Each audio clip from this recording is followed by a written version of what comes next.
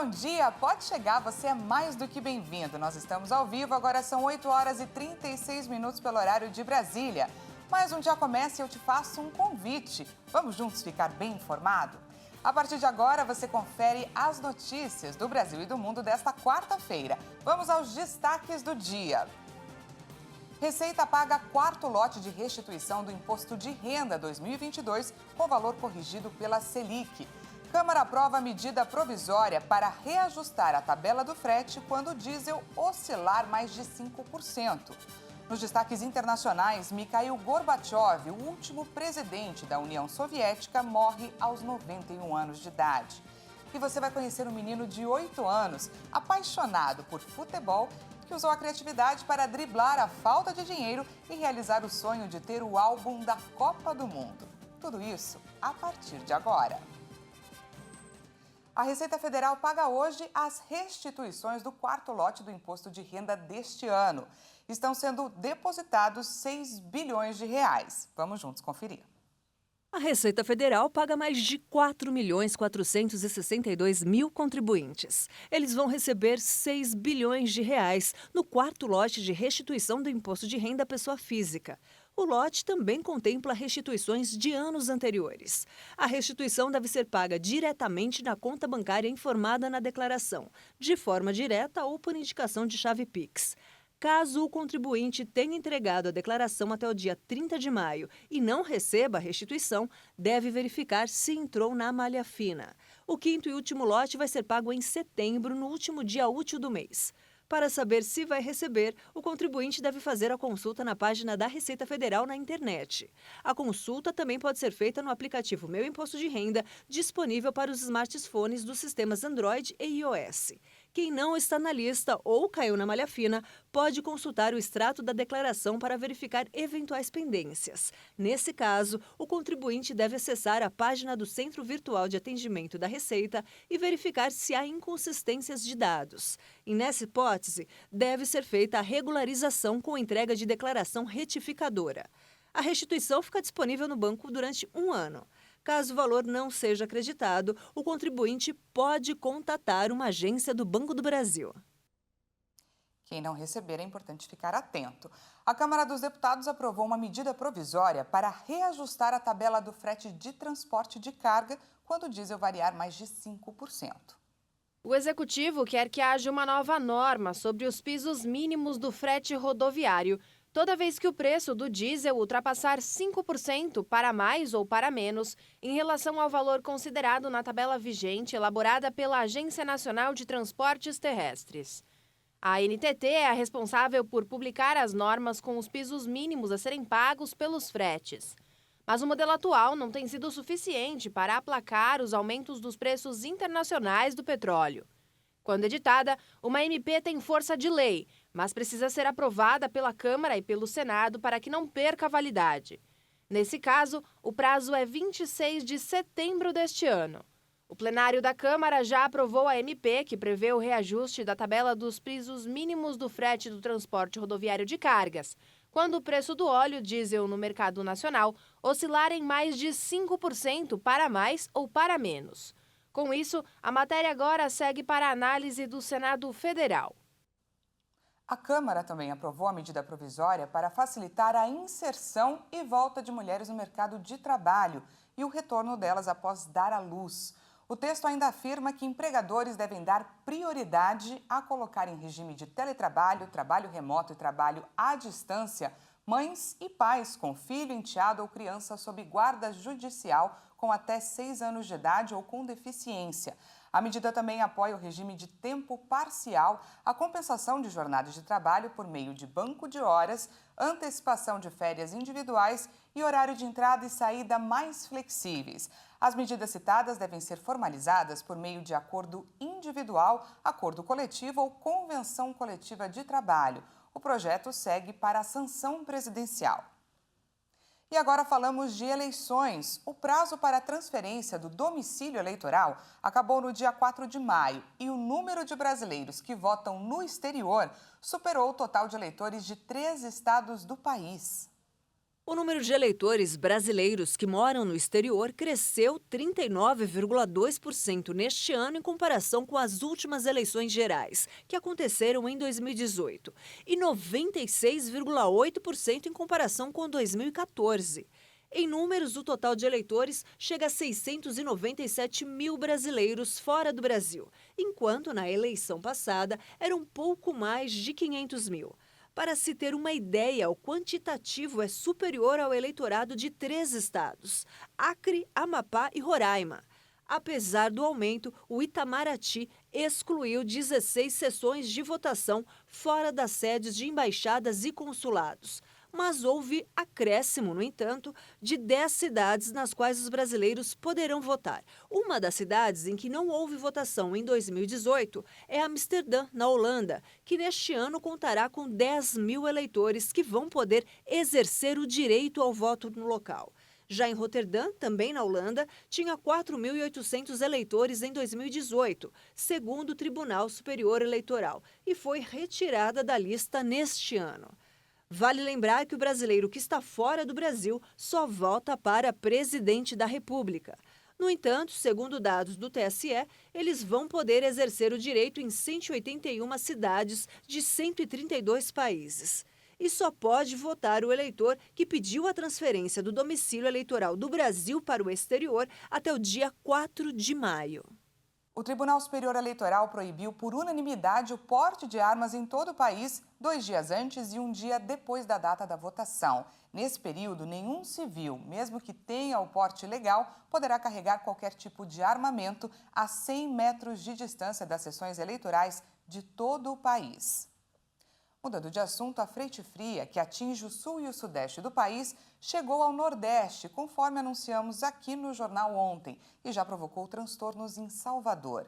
Vídeos publicados nas redes sociais mostram a força e a agitação do mar por conta do mau tempo. Fortes ondas e alagamentos foram registrados em estabelecimentos que ficam à beira-mar. Um alerta de condições desfavoráveis para a navegação foi emitido pela Capitania dos Portos, com previsão de ondas de até 2,5 metros. Em nota, a Associação dos Transportadores Marítimos da Bahia informou que a ressaca no mar torna a navegação insegura em todo o trajeto entre Salvador e Caravelas, no extremo sul do estado. E a presença dessa frente fria deve aumentar as condições para a chuva em toda a parte leste do Nordeste.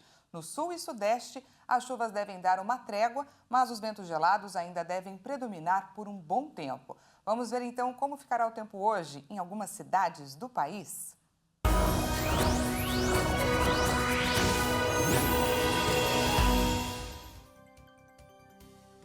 Então vamos lá, em Salvador o dia vai continuar instável. Hoje tem previsão de chuva para a região e poucas aberturas de sol. Mesmo com o tempo fechado, a capital baiana ainda deve registrar 26 graus de máxima. Em Aracaju, capital de Sergipe, o tempo também já começou a mudar. Tem previsão de chuva moderada para hoje, com um volume esperado até 30 milímetros. A máxima prevista para Aracaju é de 25 graus. Para finalizar, a gente fala aqui de São Paulo. O dia começou gelado por aqui. Vamos dar uma olhada então como está o céu agora na região. Olha só, o céu está todo azul, quase não tem nuvem, só tem uma ali em cima no prédio do Copan. Mas o dia hoje, então, apesar do sol, ainda vai ser gelado. Vamos olhar agora as mínimas e as máximas. Mínima de 10 graus na capital paulista e máxima de 22. E veja a seguir, Mikhail Gorbachev, o último presidente da União Soviética, morre aos 91 anos de idade. E você vai conhecer um menino de 8 anos, apaixonado por futebol, que usou a criatividade para driblar a falta de dinheiro e realizar o sonho de ter o álbum da Copa do Mundo. Nós voltamos já!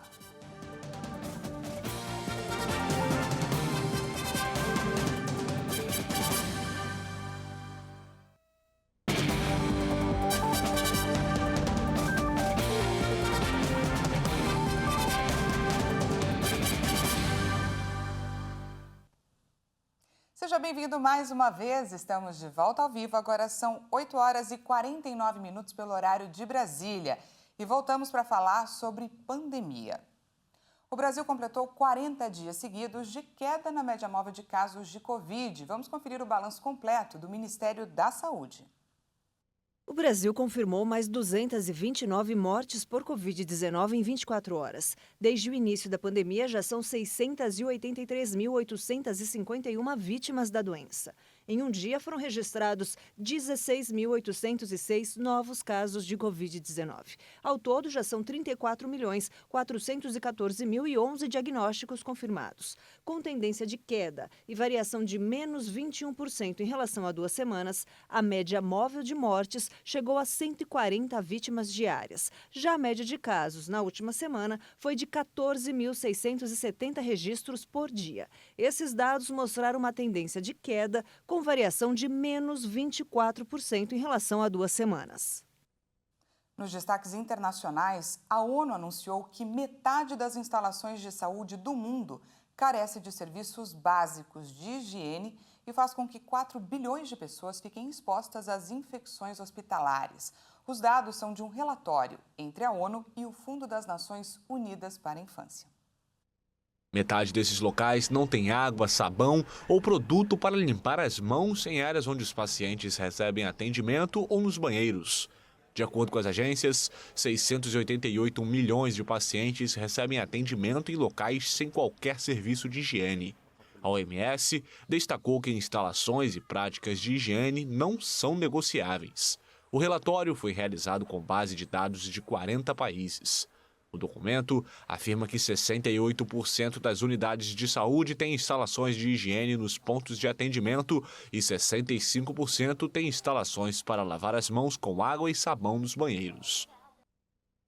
Morreu nesta terça-feira, aos 91 anos, Mikhail Gorbachev, considerado o homem que mudou o curso da história ao desfazer a União Soviética, o que rendeu a ele o respeito do Ocidente e o desprezo dos russos. Ao lançar reformas para alcançar a Glasnost, que significa a abertura, e a perestroika, a reestruturação, Gorbachev desencadeou inadvertidamente as forças que levaram à dissolução da União Soviética e à sua destituição do poder.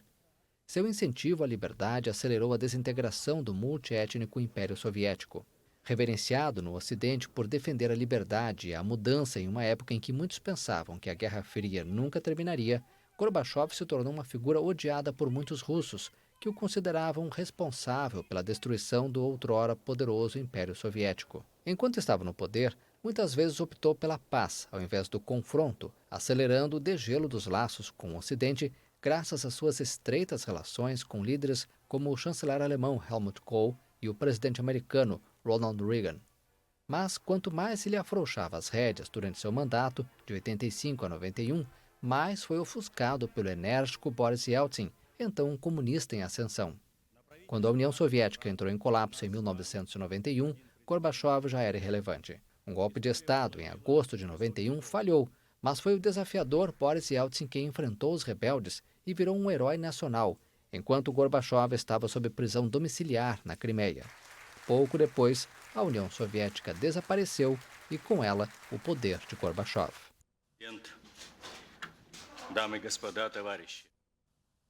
Vamos de esporte. Faltam 81 dias para a Copa do Mundo. E agora, Leonardo Félix traz informações sobre a sede do torneio deste ano no boletim Esquenta Qatar 2022. Se o torcedor está buscando tranquilidade, o país do Oriente Médio é um oásis de segurança. Vamos conferir. Olá pessoal, este é o Esquenta Qatar 2022 e vamos para mais informações e curiosidades da Copa do Mundo aqui na nossa programação. Você sabia que o Qatar é um dos países mais seguros do mundo? Ele é um dos mais seguros do Oriente Médio, considerando os critérios do Índice de Paz Global de 2021. Além disso, a nação ocupa a 15ª posição no planeta, o que torna o Qatar um local atrativo para visitantes e moradores. Com isso, diversos estrangeiros residem no país. As taxas de criminalidade são baixas, com crimes violentos sendo extremamente raros. Mesmo pequenos roubos não são tão comuns, fazendo com que a região seja bastante atrativa para quem busca um lugar que dê maior sensação de segurança. É isso aí, faltam 81 dias para a Copa do Mundo Qatar 2022. Chegou a hora de você conhecer o garotinho apaixonado por futebol que emocionou a internet essa semana ao criar o seu próprio álbum da Copa do Mundo do Qatar 2022.